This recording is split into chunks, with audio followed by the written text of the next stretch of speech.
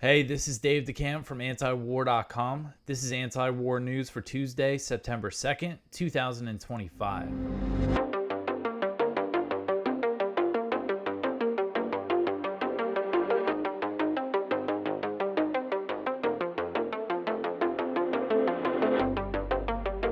All right, this episode of Anti-War News is sponsored by the Expat Money Online Summit, which returns this October. This is the third year in a row that they are sponsoring the show and that we are helping promote the event. And the Expat Money Summit is hosted by Mikkel Thorpe, the host of the Expat Money Show, a friend of ours at antiwar.com. And this free online event is packed with real strategies that you can use right now, like acquiring second residencies and citizenships, legally mitigating taxes, purchasing international real estate, setting up offshore banking, and more. This year's summit is focused on Latin America, and for very good reason, with all of the changing dynamics down there, and that is where Mikkel is based as well. So over 3 jam-packed days from October 10th to the 12th, Mikkel is bringing together top-tier experts to help you build your offshore plan B quickly and effectively in the region. Head over to expatmoneysummit.com to reserve your free ticket today. And once again, I will be speaking on one of the exclusive VIP panels. So if you want to get a VIP ticket, listeners of this show can use the code ANTIWAR for 20% off a VIP ticket, which includes lifetime replays, exclusive panels, and more. So go to expatmoneysummit.com and don't forget to use that code ANTIWAR if you want a VIP ticket for 20% off. Once again, expatmoneysummit.com. All right, just want to start with another reminder that we started our fundraiser at antiwar.com. We're trying to raise $100,000. We are starting off with 50 grand in matching funds, which is amazing.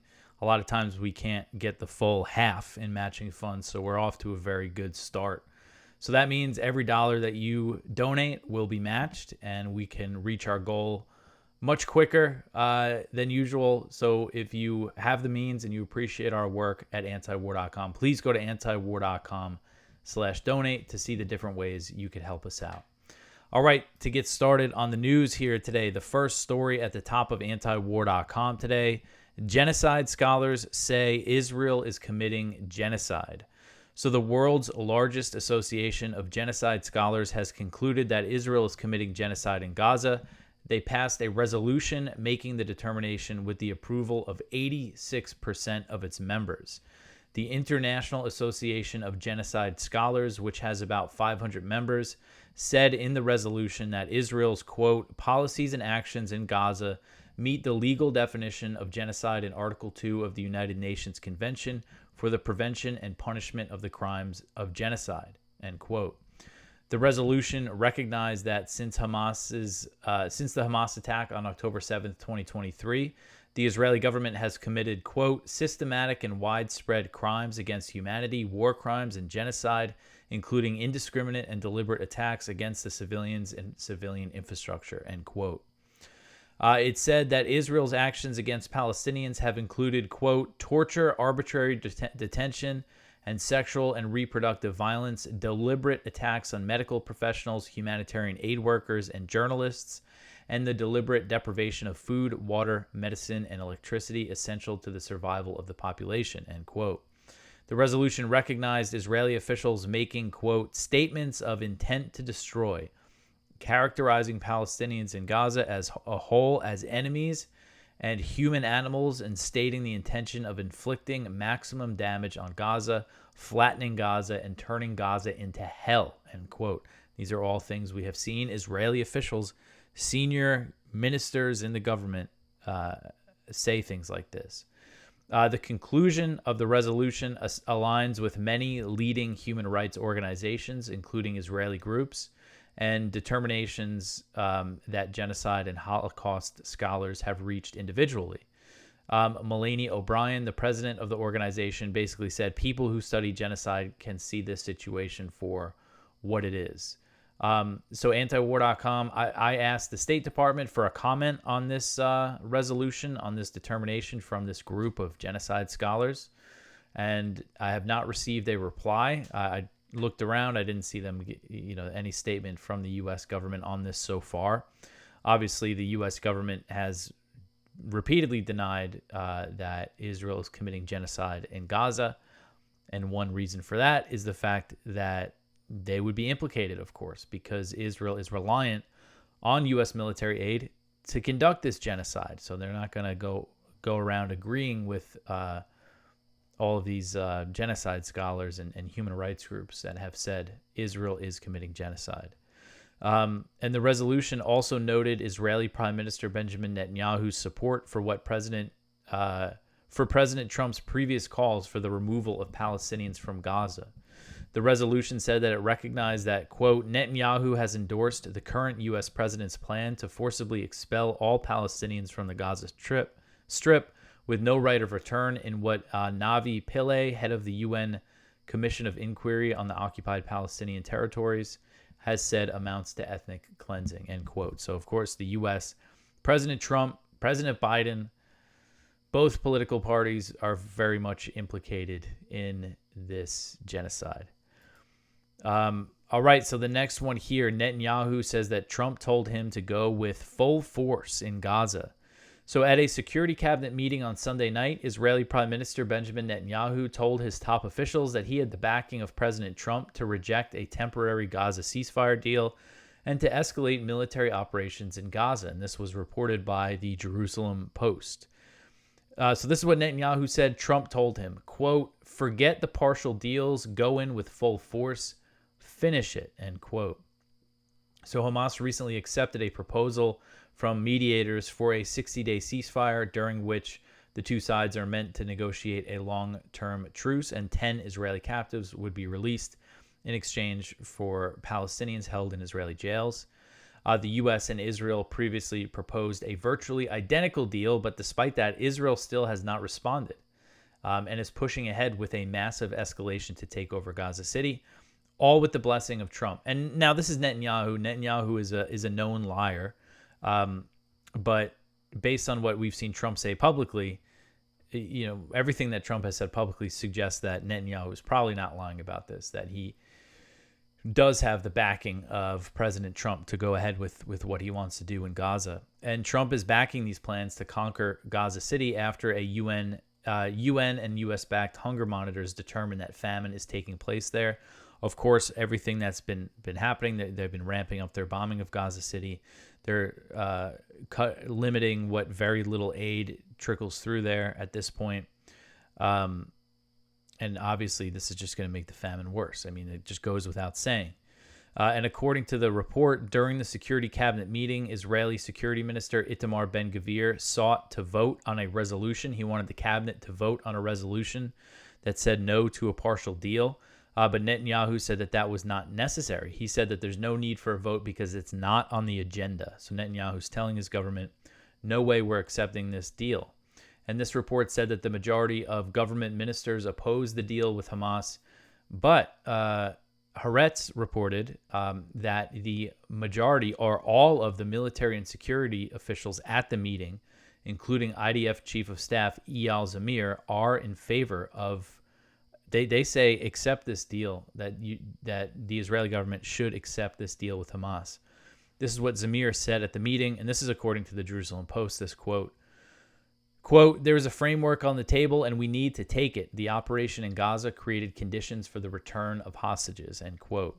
So Zamir has been warning against the escalation, saying it will likely kill the remaining Israeli captives in Gaza and result in heavy IDF casualties. But Netanyahu and his allies have reportedly told Zamir that if he didn't like it, he could quit. And he ultimately fell in line. This is when it came to making the plans to take over Gaza City. They drew up the plans and approved them. And he's expressed, publicly, he said, we're going to conquer all of Gaza. So the escalation is still the plan here. And we are seeing it on the ground in Gaza.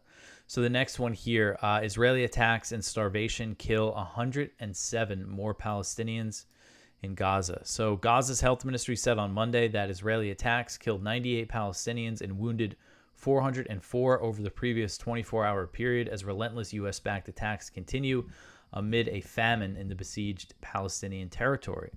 So on top of the violent deaths, the health ministry said that it recorded another 9 starvation deaths, including 3 children, due to the Israeli siege.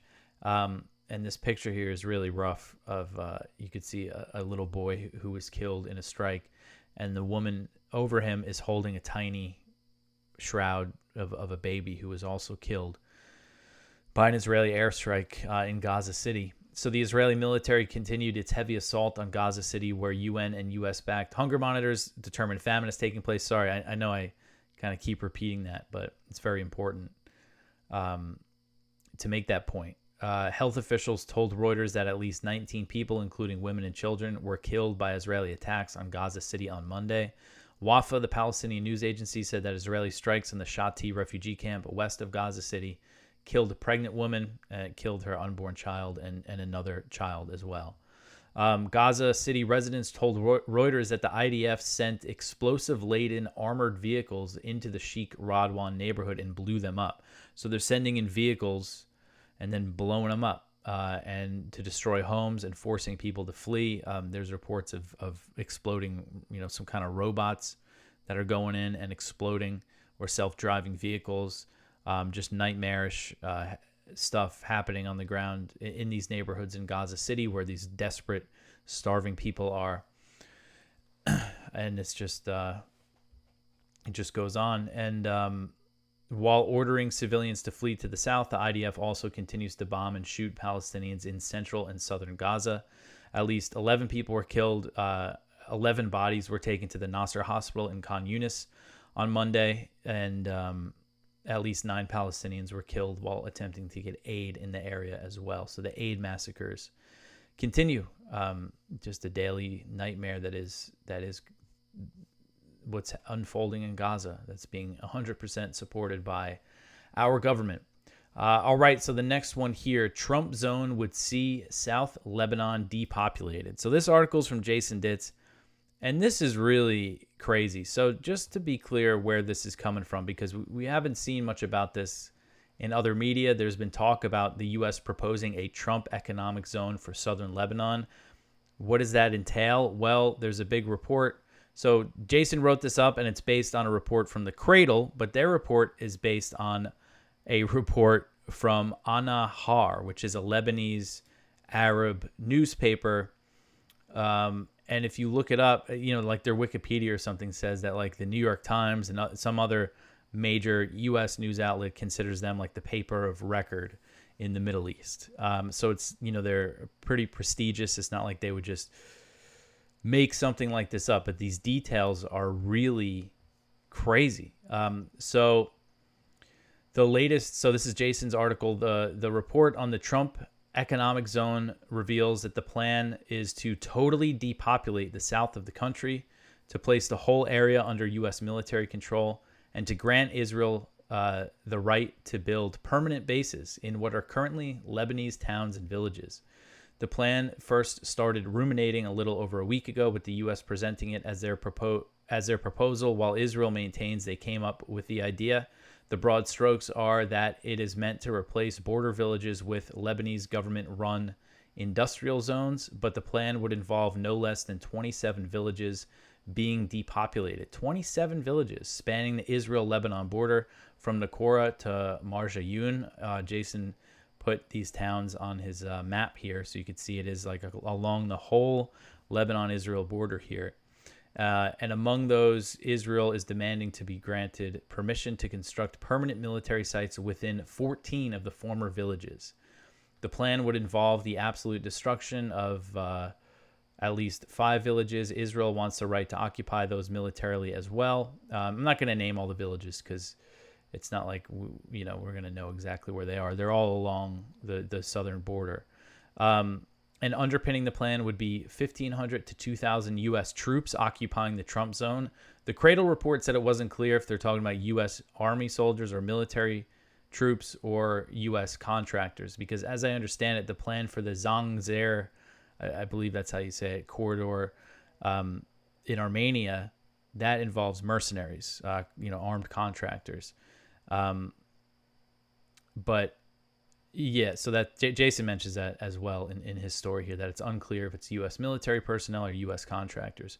But either way, this plan is just nuts. The idea that they would go for this. And the Trump zone, this would depopulate Shiite villages, Sunni villages, as well as Christian villages in southern Lebanon. So nobody is spared from this plan. And the idea is, we're going to give them an incentive to leave, similar to what we see these reports of what they're planning for Gaza. So, I mean, this is, it would be something if they had these plans of theirs, these like big industrial real estate economic zone plans, like have come to fruition. Like it'd be something if something like this worked somewhere, but they've just never done anything like this anywhere, and they're proposing this for all these different areas. It just seems really nuts to me. All right, so the next one here, Israel tells the U.S. of unfolding plans to annex the West Bank. So this is an article from Middle East Eye. So Israeli Foreign Minister Gideon Sa'ar met with his American counterpart, Marco Rubio, to discuss plans for a complete annexation of the occupied West Bank, Walla News reported, which is an Israeli outlet. According to the Israeli news outlet, Sa'ar hinted that his government is quietly heading towards applying sovereignty over the Palestinian territory in the coming months. Israeli media has reported unanimity among Israel's upper echelon with regards to annexing the West Bank. Walla reported disagreements in the government about whether the move should be an ideological step for Israel to take or a response to the announced upcoming recognition of a Palestinian state at the UN Assembly this month by several states such as France and Britain. And this does appear to be, as I covered yesterday, there's a report that they're considering taking this step in response to those countries recognizing a Palestinian state or moving to recognize a Palestinian state. But this seems to say, this is something that's been on the agenda, especially for the current Netanyahu government. Their ultimate goal is, annexing or, officially annexing or applying sovereignty, as they put it, to the West Bank. And I won't be surprised if the current Trump administration supports something like this. All right, so the next one here, the U.S. to refuse most visas for Palestinian passport holders. So this article is from CNN. This was reported by several other media outlets at this point.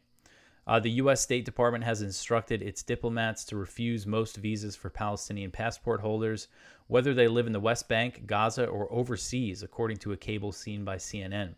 The internal message, dated August 18th and signed by Secretary of State Marco Rubio, told all embassies and consulates to refuse non-immigrant visas to all otherwise eligible Palestinian Authority passport holders who are using the passport to apply for a visa. The posts were instructed to do so effective immediately. Non-immigrant visas include a wide variety of visas, including those for students, professors, tourists, business people, and those seeking medical treatment. So any Palestinian, anybody with a Palestinian passport trying to get to the U.S. to visit family, to go for some kind of event, to go for medical treatment, to go to a university, according to these reports, they're going to be refusing most, if not all, of these visas just because they're Palestinian. I mean, this administration, I mean, it's just they're so pro-Israel that they're so anti-Palestinian. The fact that again that they're blocking the PA officials from going to the UN General Assembly, but they're welcoming the former leader of Al Qaeda, who's the president in Syria now. It's just all just insanity that's going on here. All right, so the next one here, NATO commander says test weapons in Ukraine. So Alexis Grynkowicz, I messed that name up. Alexis Grynkowicz, I believe that's how you pronounce it. He is a U.S. Air Force general who serves as NATO's Supreme Allied Commander Europe. He just recently was put in that position, so I'm not used to saying his name yet. But he is urging more weapons makers to test their military equipment on the battlefield in Ukraine as the war continues to rage. He said last week while speaking virtually to an industry group in Washington, quote, "Those few that have tried it have learned a lot, or they've decided to go home because they can't compete in that environment. But that is going to be the environment that we face," end quote. So Brave One, which is a Ukrainian government-backed tech firm, recently launched a program for foreign defense contractors to apply to test weapons technology on the battlefield and has received dozens of applications. Since the start of the proxy war, Ukrainian officials have urged Western arms makers to send weapons in the war by framing it as an opportunity to test the equipment against a near-peer competitor. I think I linked to an article there from 2022, the Ukrainian defense minister saying, come on, send us your weapons. Ukraine is a testing ground for all the weapons you want to send over here. And so Greinkowicz said that any company looking to sell weapons to NATO countries should attend an upcoming Defense Tech Valley conference in Ukraine, which is put on by this Brave One tech company, and will be held from September 16th to the 17th. So it's coming up. He said, quote, they're bringing in dozens and dozens of companies from across Europe who have co-production or co-licensing agreements and partnerships with the Ukrainians. It's an incredible opportunity to see what the modern battlefield looks like today, what it might look like tomorrow, and what we might need in the future, end quote. One reason why I wanted to write this up is because this is a big factor in all of this, in the forces that want to continue this war instead of making it a realistic peace deal to end it, which is what the majority of Ukrainians want, according to the latest polling. It's just been a total boondoggle for the military-industrial complex in the U.S., this war, this proxy war. And the corruption is so blatant. I mean, you had Lloyd Austin, who was President Biden's Secretary of Defense, who oversaw this policy of dumping billions and billions of dollars, tens of billions of dollars worth of weapons into Ukraine. Well, where did he work right before he did that? He was on the board of Raytheon. And Raytheon specifically really made out. They're sending all this kind of old, obsolete stuff from Raytheon. Like, I believe the Stinger anti-aircraft missiles are made by Raytheon, and they were out of production. But after they started dumping them into Ukraine, they needed to start making them again. They had to call in some old engineers from back in the day to get the line going again. So, this is the blob, whatever you want to call it, just like the corrupt entity that is Washington, D.C., and the machine that feeds from the Lockheed Martin and Boeing, funding the think tanks that are telling us to fight wars and funding the revolving door and everything. I mean, this is such a huge force, and there's so much money to be made, and they don't want this war to end. So it's a factor to keep in mind. All right, the next one here: German defense minister criticizes EU talk of sending troops to Ukraine. So on Monday, German Defense Minister Boris Pistorius strongly criticized European Commission President Ursula von der Leyen, her comments about European plans to deploy troops to Ukraine. He said that it was fundamentally wrong to discuss the troop deployment before Ukraine and Russia hold peace negotiations. He said, quote, the European Union has no responsibilities and no competences when it comes to deploying troops for anyone or for anything. To discuss this publicly at this point in time, I consider to be totally wrong, end quote.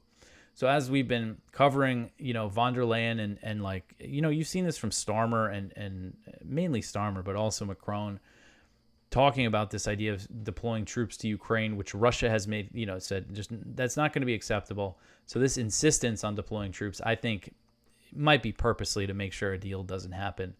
But Pistorius, the German defense minister, is saying, again, that it's a very bad idea to talk about this publicly. He made some allusions saying that European governments are discussing what might be possible in the future, but saying that talking about it publicly is a totally wrong thing to do. And so you have Germany's defense minister exercising a little bit of caution. The German chancellor, Friedrich Merz, he appears to be completely ready for this war to continue, for the peace talks to fail. And Germany is Ukraine's second biggest weapon supplier. So, if they're ready to keep supporting this war, it is big. And it seems like that's what Merz is. That's the signal here. He was asked if he thinks a ceasefire can be reached within the next year in an interview over the weekend. And he said that he's mentally preparing himself for the fact that this war can drag on for a long time. So he appears to be ready.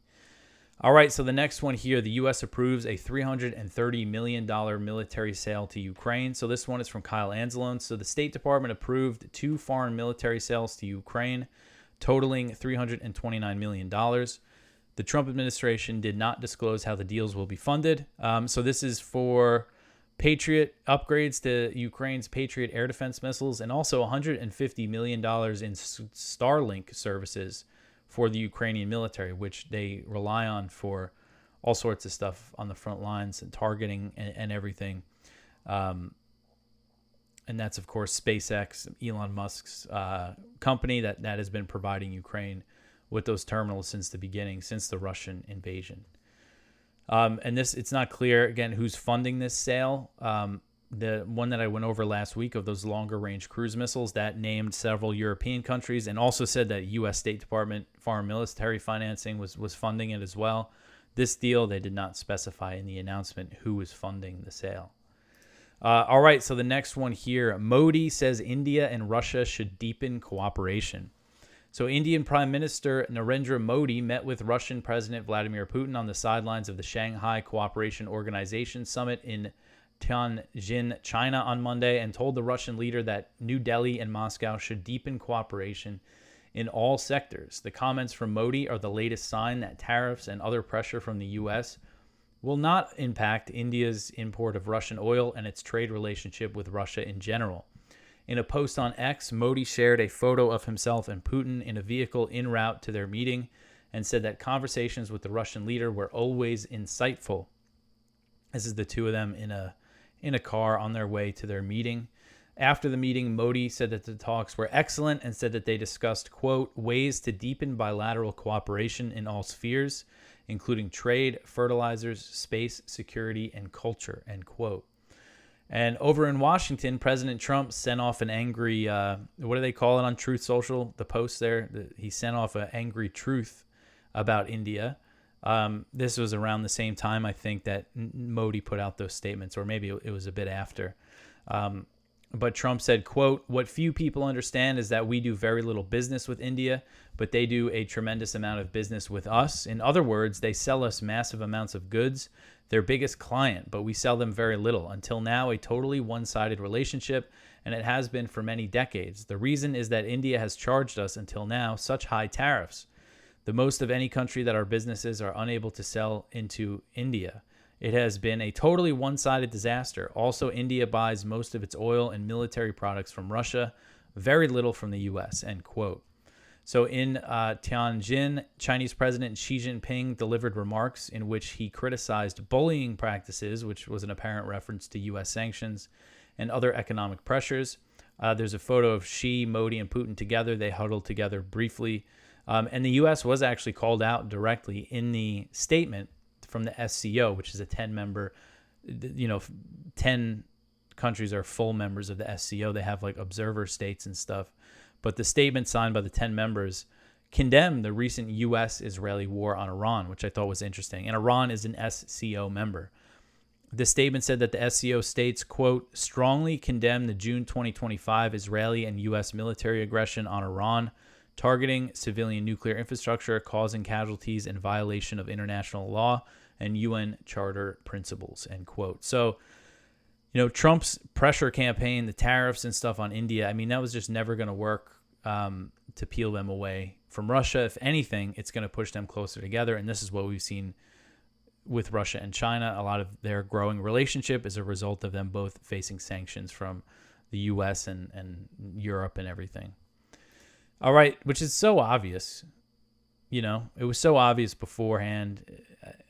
You just wonder, are the people in charge stupid, or are they purposely trying to build up this, other world order that they need to fight or whatever? Anyway, so the next one here, Russia and China back Iran against baseless European sanctions. This article's from The Cradle. So a joint letter by the Iranian, Russian, and Chinese foreign ministers issued on September 1st rejects European snapback sanctions as legally baseless and politically destructive, according to remarks delivered at the Shanghai Cooperation Organization Summit in Tianjin. So this is, again, this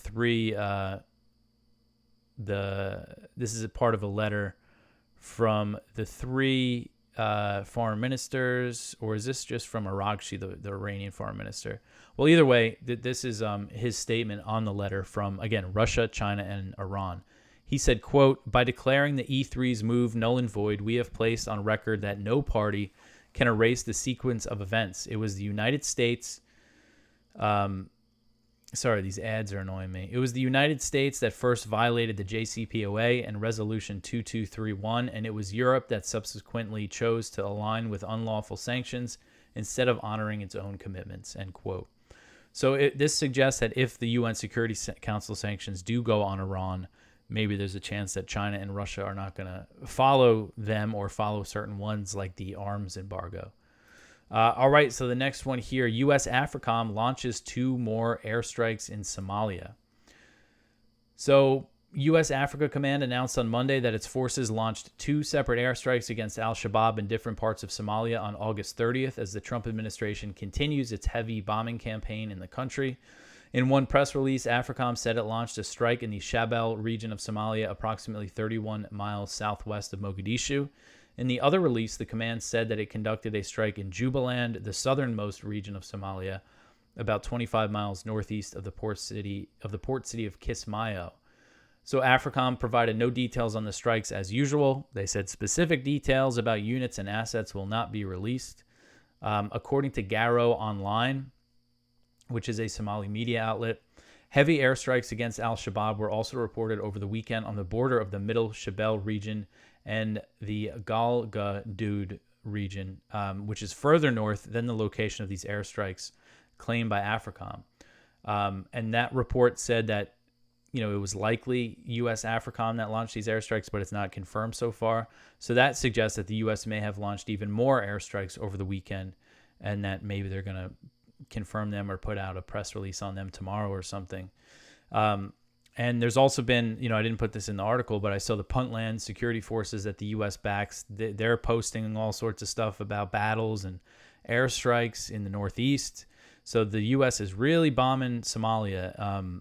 And based on my count, AFRICOM told me the last time I spoke with them that they launched 68 airstrikes so far in Somalia. And since then, they announced a total of 3 more against al-Shabaab. So the total for the year is 71. And the record, this is a record number. Trump has shattered the old record, which he himself set back in 2019 at 63. And it's September 1st when I'm recording this, so we got a few more months to go. I wouldn't be surprised if we get close to 100. I spoke with Misty Winston. She hosted the Jimmy Dore show on Friday and guest hosted, and she had me on, which I appreciate. She's one of the few people, covering this stuff. And we talked about it then, and that, we were saying, like, if the rate continues, I wouldn't be surprised if it's about 90 to 100 airstrikes for the year. All right, so the next one here, Maduro says if the U.S. attacks Venezuela to be a republic in arms. So Venezuelan President Nicolas Maduro held a press conference on Monday where he addressed the deployment of U.S. warships off Venezuela's coast and warned that if the U.S. attacked, he would declare his country a republic in arms and engage in an armed struggle. So according to Newsweek, the U.S. has deployed 9 warships, including 3 guided missile destroyers, 3 amphibious assault ships, and 1 nuclear-powered fast attack submarine toward Venezuela. The stated purpose of the deployment is to combat drug cartels, but there's no evidence to support this claim that Maduro is the leader of a cartel. And, this really just seems to be a new push for regime change in Venezuela. They claim Maduro is the leader of the Cartel of the Suns, and this is a term used to describe a network of Venezuelan government and military officials, like lower-level officials, who are alleged to be involved in drug trafficking, but it does not actually exist as an organization. There's no group that calls themselves the Cartel of the Suns. And Maduro and other Latin American leaders, including Colombian President Gustavo Petro, have denied the U.S. claims. Petro has said that there's no such thing as the Cartel of the Suns. Maduro pointed out the involvement of Secretary of State Marco Rubio, who is a staunch supporter of the failed coup attempt against the Venezuelan leader during President Trump's first term in office. And Rubio recently announced that the bounty on Maduro's head was increasing to $50 million. And in response to the U.S. deployments, Maduro has deployed troops to the coast and the Colombian border. He ordered additional naval patrols and mobilized a pro-government militia that he says has millions of members. He's saying, we're ready for a fight if you attack. And this is what Maduro's been talking about every day. This is something you barely hear about in American media. But, there's a lot of warships headed to Venezuela. They're like everything they've been saying about Maduro, all these claims about cartels, obviously this is appears to be a serious threat if you're Maduro. And, this is kind of his whole rhetoric is, that Venezuela is, always under aggression, attack from the U.S. empire. And I mean, the U.S. has imposed very severe sanctions on them. But point is that this is, just playing into his whole narrative. It's just so foolish. And I mean, what is going to be the result here? Are they going to launch a drone strike and take him out? I mean, it's just completely crazy that they're deploying all these ships. And let's see here. So there was also this report in Axios on Friday. And this report said that the U.S. is closer to an armed conflict in Venezuela than ever before, which I think is obvious when you have this many warships bearing down on Venezuela and they're threatening the president. But there are some quotes from U.S. officials in this report. One of them said that it could be Noriega Part 2, which is a reference to the U.S. invasion of Panama in 1989 that led to the ouster of Noriega. And another official said that leaving Maduro in power would be like making Jeffrey Epstein the head of a daycare, which I suppose is they're suggesting that there should be regime change, even though Trump doesn't, seems to be downplaying all the Epstein stuff. But the officials believe that an invasion is unlikely, but the Trump administration has not ruled it out. Other options include launching airstrikes or missile strikes from the U.S. Navy destroyers that are heading that way. And the Axios report said that there are some people in Trump's orbit who think there's a possibility of launching a drone strike to take out Maduro. And then other officials downplayed the idea. And the report said that this is essentially Rubio is essentially calling the shots on this. And if you know anything about Rubio and his history with Venezuela, his view toward Venezuela and Cuba, I wouldn't put it past them to go for some kind of strike like that. But the whole thing is just crazy that, you want to talk about destabilizing a country. You talk about migrant crisis. This is in the U.S. hemisphere. This isn't some Middle Eastern country that the U.S. can destroy and then all the migrants go to Europe. This is, you saw a huge surge of migration from after the Trump administration started imposing the really heavy sanctions on Venezuela back in the first Trump administration and the coup attempt then. I mean, what's going to happen if they try to take out the government, with airstrikes or something? Again, it's all just completely crazy. But that seems to be the theme of today's show. All right, that is it for the news for today. Please go check out our viewpoints. One from Dan Steinbach, How Ukraine Lost Its Future. One from Jonathan Cook, Even the Media's Gaza Investigations Hide the Real Story of Israel's Atrocities. One from Michael Feldin, After Seeing Gaza's Starving Children, My Work as an Israeli Pediatrician Will Never Be the Same. One from Lyle Goldstein, Lurching Toward Detente. And our spotlights from Michael Vlahos, Israel's Foreign Influence is the Most Unrelenting in U.S. History, end quote. So that is it. I forgot that Monday was Labor Day. It was a really busy news day. Usually it's kind of slow, but I think I wrote 8 articles today, which is a little more than usual. My average is around 6, but it was a lot of work for a Labor Day. Usually it's kind of a little slower. But anyway, please help us with our fundraiser if you can, antiwar.com/donate. If you can't do that, other ways you can support us is just sharing our work, telling your friends about antiwar.com, following us on social media, liking, commenting, subscribing. All that stuff really helps out, and I appreciate everyone who does it. Man, sometimes I feel like this show is just too much information packed into 30 or 40 minutes or whatever it is. Just so much stuff happening in the world that we try to cover. But anyway, that is it for me for today. I will be back tomorrow with some more news. Thanks for listening.